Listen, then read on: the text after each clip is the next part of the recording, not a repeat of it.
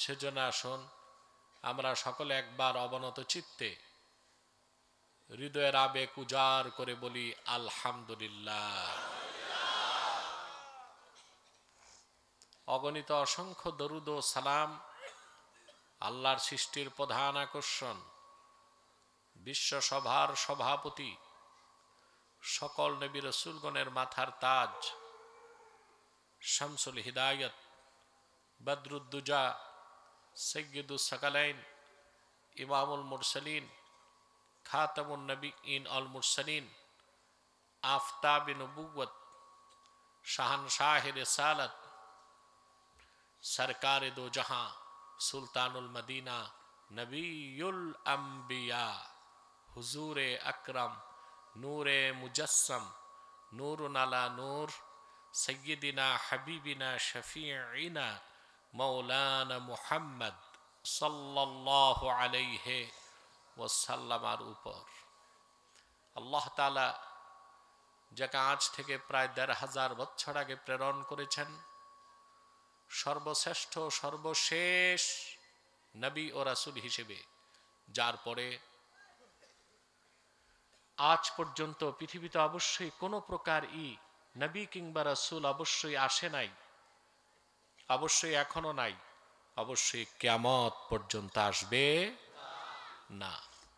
সম্মানিত সুধী, আপনারা দীর্ঘক্ষণ বক্তব্য শুনেছেন। বিশেষ করে আমার আগে শাহ গাজী আবু তালহা মুস্তাইন বিল্লাহ সাহেব, দারিয়াপুরের পীর সাহেব বক্তব্য রাখছিলেন। আলহামদুলিল্লাহ বলেন আলহামদুলিল্লাহ।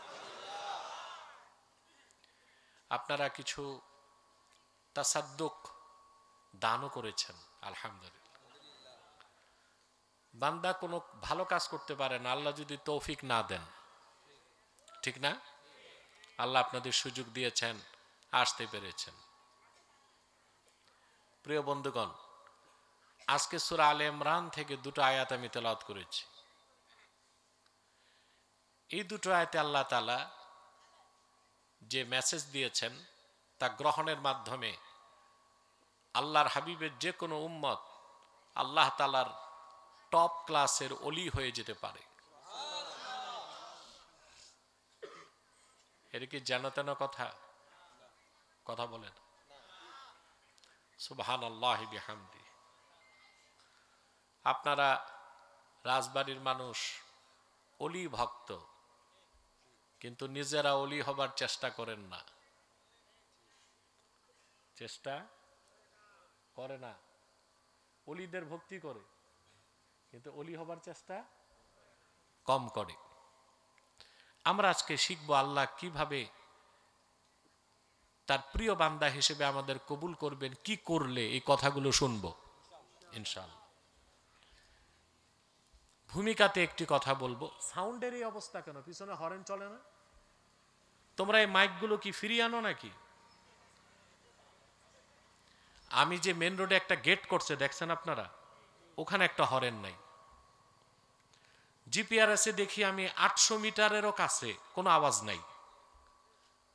তো এটা কি অবস্থা? মাইক দেখে শুনে রাখতে হয় না?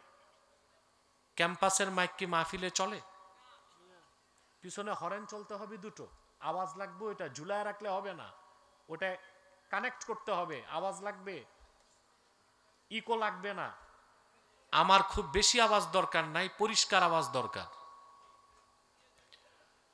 প্রিয় বন্ধুগণ, এই যে আপনারা এসেছেন এখানে, আসার পেছনে সামাজিক, আর্থিক, রাজনৈতিক কোনো স্বার্থ আছে?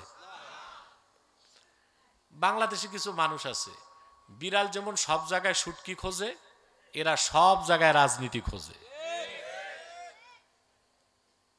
তাও আবার প্রচলিত রাজনীতি। অবশ্য খেলাফত ভিন্ন জিনিস। ইসলামী রাষ্ট্র ব্যবস্থা যেটা খেলাফা, ওটা তো ইবাদত, সেটার কথা বলছি না, প্রচলিত রাজনীতির কথা বলছি। তা আমরা এখানে এসেছি, আসার পেছনে পার্থিব জাগতিক রাজনৈতিক কোনো স্বার্থ, শুধু আল্লাহ তার হাবিবের রেজামন্দি হাসিল করতে এসেছি। আমাদের প্রত্যেককে আল্লাহ তাআলা এ মাহফিলে আসার সাথে সাথেই তালিবুল ইলমের মর্যাদা দান করেছেন। মুনাজাতের আগ পর্যন্ত, বাড়ি ফিরে যাবার আগ পর্যন্ত আমাদের জন্য দোয়া চলতে থাকবে, আকাশে, জমিনে, নদী আর সমুদ্রে। ফেরেশতারা দোয়া করবে, আল্লাহ এদেরকে মাফ করে দাও। একটু পরে যখন বিদায় মোনাজাত করব, জিন্দেগীর সমস্ত সগীরা গুনাহ আল্লাহ মাফ করবেন। আর মুনাজাতে যদি তওবাটা করতে পারি তো কবিরা গুনাহ মাফ করে দিবেন। আমরা খুশি সবাই? বেজার শুধু শয়তান। কে বেজার? শয়তান বেজার, শয়তানের চেলাচামুন্ডারাও বেজার। এখন শয়তানের একটা প্রজেক্ট আছে, কিছু মানুষকে মুনাজাতের আগে উঠাতে চাইবে আর কিছু মানুষকে বসতে দিবে না। আমরা কি শয়তানকে সুযোগ দিব? নেক নিয়ত করব? আমরা নেক নিয়ত করছি, কিছুক্ষণ পরে আজকের মুনাজাত করে গুনাহ মাফ করে নিষ্পাপ বেহেশতি আল্লাহওয়ালা হয়ে বাড়ি যেতে চাই। কারা কারা হাত তুলে আল্লাহ তাআলাকে দেখ। আল্লাহ কবুল করুন, আল্লাহ মঞ্জুর করুন। যা দাঁড়ায় আছেন, আমি জানি না আপনারা খান বাহাদুর আসানুল্লাহর নাতিপুতি কিনা, তবে আপনাদের ঘোড়া রোগ আছে। ঘোড়া বসতে পারে না, দাঁড়ায় ঘুমায়। এই রোগ যাদের, তারা বসবে কেমন করে? ওরা তো দাঁড়াই থাকবে। এই রোগ ছাড়া যারা আছে, একটা লোকও দাঁড়াবেন না। বসলে যে বরকত, এটা দাঁড়ায় পাবেন না। সামনে যান, সামনে চলে যান, সবাই সামনে যান। ওই যে বাম পাশের একটা কোণা, ওইটা পুরা করেন। পিছনে যান, আরো পিছনে, আরো পিছনে, আরো পিছনে। আমাকে আর ডিস্টার্ব করবেন না বলে আমি আশা করি। তিলাওয়াতের মাধ্যমে মূল আলোচনায় প্রবেশ করছি। আমার সঙ্গে আপনারাও পড়বেন, যেন প্রতিটি অক্ষরে নূরকে আল্লাহ তাআলা আমাদের সিনায় বিকশিত করে দেন। আউযু বিল্লাহি মিনাশ শাইতানির রাজীম। বিসমিল্লাহির রাহমানির রাহিম। الذين يقولون ربنا إننا آمنا فاغفر لنا ذنوبنا وقنا عذاب النار. الصابرين والصادقين والقانتين والمنفقين والمستغفرين بالأسحار. আল্লাহ তাআলা বলেন, আল্লাযীনা ইয়াকুলুনা রাব্বানা, যারা বলে হে আমাদের রব, ইন্নানা আমান্না, আমরা ঈমান এনেছি, ফাগফির লানা যুনুবানা, আমাদের জীবনের সব গুনাহ মাফ করে দাও, ওয়াকিনা আযাবান নার, আমাদেরকে জাহান্নামের আগুন থেকে বাঁচাও। এই মানুষগুলোর চরিত্র কি, বৈশিষ্ট্য কি, গুণাবলী কি আল্লাহ বলতেছেন।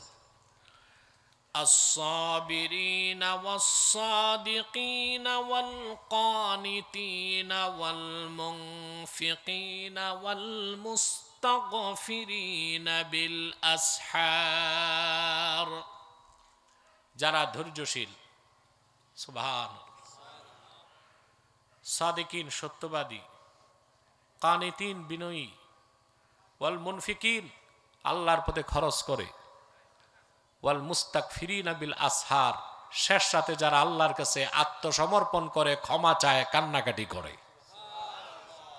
সুবহানাল্লাহ। না, এইভাবে মোবাইল ধরা যাবে না, ওখান থেকে ধরতে হবে, বন্ধ করো। এই গুণাবলীগুলো যারা অর্জন করবে, তাদের প্রত্যেকেই আল্লাহর প্রিয় পাত্র অলি হিসেবে মর্যাদা পাবে দুনিয়ায়, নাজাত পাবে আখেরাতে। বলেন সুবহানাল্লাহ।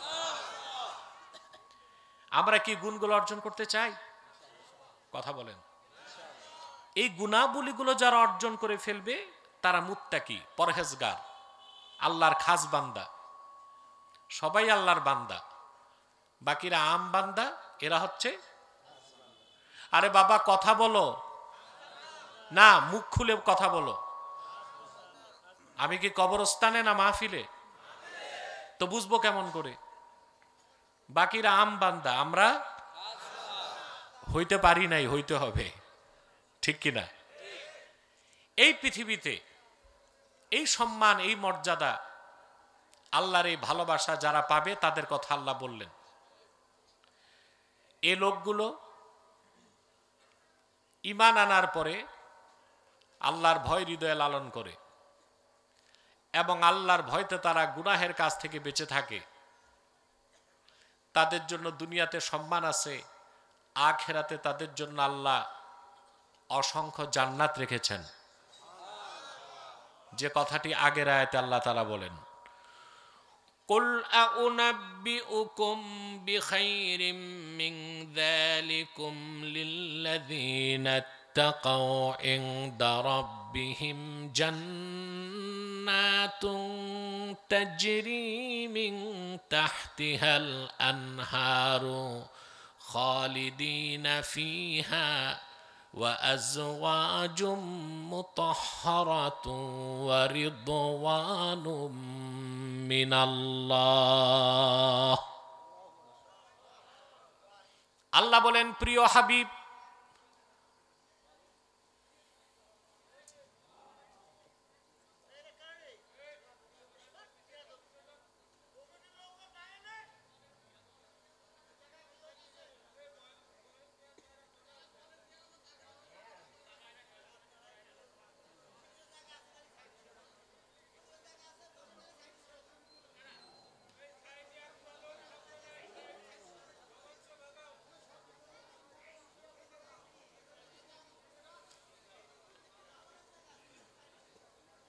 রোডে তো বিছনা দেওয়াই ঠিক হয় নাই। তারিকুল আম, যেটা মানুষের চলাচলের পথ বন্ধ করে নামাজ পড়া মাকরু তাহরিমা, ফতোয়া স্বামীতে আছে। হ্যাঁ, তারিকুল আম যেটা মানুষ চলাচল করে সেই পথ বন্ধ করে নামাজ পড়া কি? তো ওয়াজের সময় পথটা বন্ধ করলে গুনাহ হবে না? কথা বলেন। যান, সামনে যান, প্যান্ডেলে যান, পিছনে যান। আমার তো বাংলাদেশের কোথাও এত কথা বলতে হয় না।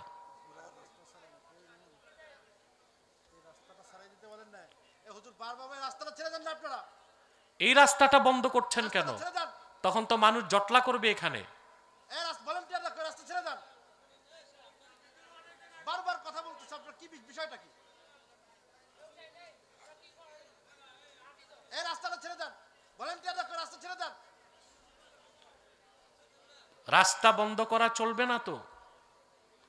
একটা লোকের অসুস্থ, যাবে কি করে বলেন? তারপর রাস্তা বন্ধ করলে জটলা হয়ে যাবে, এখানে পরিবেশ নষ্ট হবে। আমি আর বলবো না, বাকিটা আল্লাহর হাতে। তো আল্লাহ তাআলা বলেন, প্রিয় হাবিব মুহাম্মদ সাল্লাল্লাহু আলাইহি ওয়াসাল্লাম, আপনি বলুন, আউনাব্বিউকুম বিখাইরিম মিন যালিকুম, এই পৃথিবীর যত সহায় সম্পদ আছে, আছে না? কথা বলেন। যেগুলোর জন্য মানুষ সংসার করে, বিয়ে করে, রাজনীতি করে, কাজ কারবার করে, জগৎ সাজাইছে, কিছু জিনিস আছে কিনা? জিনিসগুলো কি? আল্লাহ এর আগের আয়াতে আবার বলছেন, زين للناس حب الشهوات من النساء والبنين والقناطير المقنطرة من الذهب والفضة والخيل المسومة والأنعام والحرث ذلك متاع الحياة الدنيا والله عنده حسن المآب।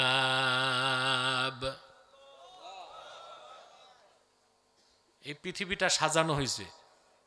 যদি সাজানো না হইতো, কেউ চাকরি করতো না, ব্যবসা করতো না, বিয়ে করতো না, সন্তান পালতো না।